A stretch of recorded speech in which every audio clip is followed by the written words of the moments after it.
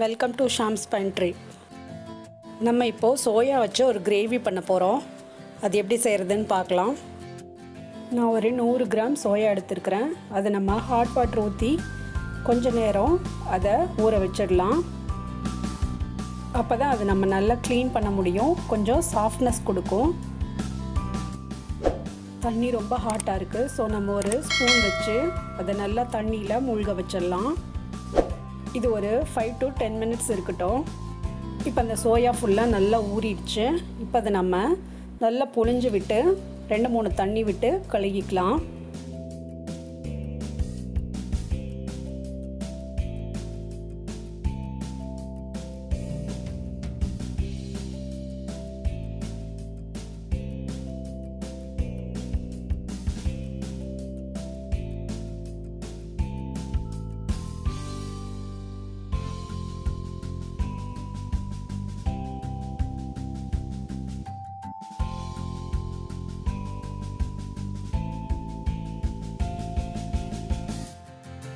இப்போ இது நல்லா க்ளீன் பண்ணியாச்சு. இதை நல்லா ட்ரையாக நம்ம புழிஞ்சு வச்சுருக்கோம். இப்போ அதை நம்ம சின்ன சின்ன பீசஸாக கட் பண்ணிக்கலாம். அப்போ தான் அது கூட மசாலா நல்லா மிக்ஸ் ஆகி நமக்கு டேஸ்ட்டாக கிடைக்கும். இதே சோயா சின்ன சைஸ்லேயே கிடைக்கிது. நீங்கள் அது வாங்கி கூட பண்ணலாம். நான் இன்றைக்கி பெரிய சைஸ் எடுத்துருக்கிறேன். அந்த சின்ன சைஸ் வாங்கியிருந்தால் அது நம்ம கட் பண்ண தேவையில்லை. அதை நம்ம க்ளீன் பண்ணிவிட்டு அப்படியே எடுத்துக்கலாம். இப்போ இது ரெடி ஆயிடுச்சு. தேவையான மசாலா ரெடி பண்ணலாம். தக்காளி, தேங்காய், வெங்காயம் எல்லாம் கட் பண்ணி ஒரு பவுல் எடுத்திருக்கேன். இப்போ நம்ம மிக்சியில் தக்காளியும் தேங்காயும் சேர்த்துடலாம். அது கூட 1/2 டீஸ்பூன் சோம்பு, ஒரு 3 பட்டை, ஒரு 4 கிராம்பு இதெல்லாம் சேர்த்து நல்லா அரைச்சி எடுத்துக்கலாம். இப்போ நம்ம கடாய் வச்சு கடாய் சூடாயிடுச்சு. ஆயில் விட்டுக்கலாம். இல்லை ஒரு 1/2 டீஸ்பூன் சோம்பு போட்டுக்கலாம். அது ஃப்ரை ஆனதும் கட் பண்ணி வச்சுருக்க ஆனியன் போட்டு நல்லா ஃப்ரை பண்ணிக்கலாம். இப்போ கருவேப்பிலை அது கூட சேர்த்துட்டு அதையும் நல்லா ஃப்ரை பண்ணிக்கலாம். இதில் இஞ்சி பூண்டு பேஸ்ட்டு 1 ஸ்பூன் நான் அதில் சேர்க்குறேன். அதையும் நல்லா வதக்கிக்கலாம்.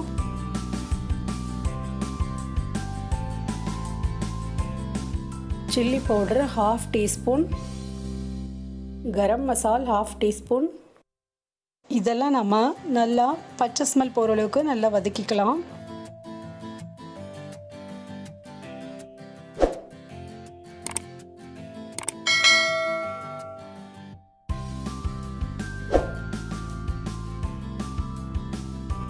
இப்போ இது கூட நம்ம கட் பண்ணி வச்சத சோயாவையும் அது கூட சேர்த்துடலாம்.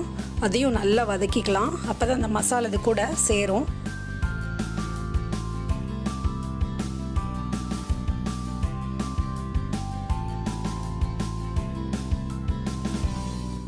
இப்போ இது கூட நான் கல் உப்பு சேர்த்துறேன். அதையும் சேர்த்து நல்லா வதக்கிக்கலாம். நீங்கள் மோஸ்ட்லி சமைக்கிறதுக்கு கல் உப்பு யூஸ் பண்ணுங்கள். அது ரொம்ப நல்லது.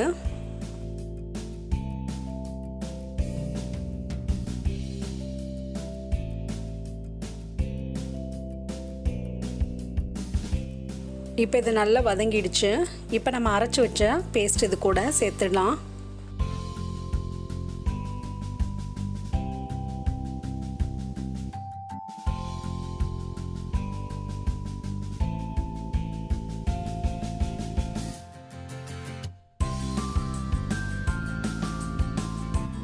இதுக்கு நம்ம கொஞ்சம் தண்ணி இது கூட சேர்த்துடலாம். சேர்த்து நல்லா கொதிக்க வச்சிடலாம். இப்போ நீங்கள் உங்களுக்கு தேவையான அளவு காரம் உப்பெல்லாம் இருக்கான்னு பார்த்துட்டு அதை நீங்கள் ஒரு மூடி போட்டு மூடிடலாம். இது ஒரு 15 மினிட்ஸ் நல்லா குக் ஆகட்டும். அது வரைக்கும் நம்ம மூடி வச்சிடலாம். இப்போ 15 மினிட்ஸ் ஆயிடுச்சு. கிரேவி நல்லா திக்காக வந்திருக்கு. சோயாவும் நல்லா வெந்திருக்கு. இப்போ இதை நம்ம இறக்கிடலாம். கரெக்டான ஸ்டேஜுக்கு இருக்குது. இப்போ அதை நம்ம ஒரு பவுலுக்கு மாற்றிடலாம். வெஜிடேரியன்லேயே ஹை ப்ரோட்டீன் சோயாவில் தான் இருக்குது. ஸோ இதை நீங்கள் அடிக்கடி சமைச்சு சாப்பிடுங்க.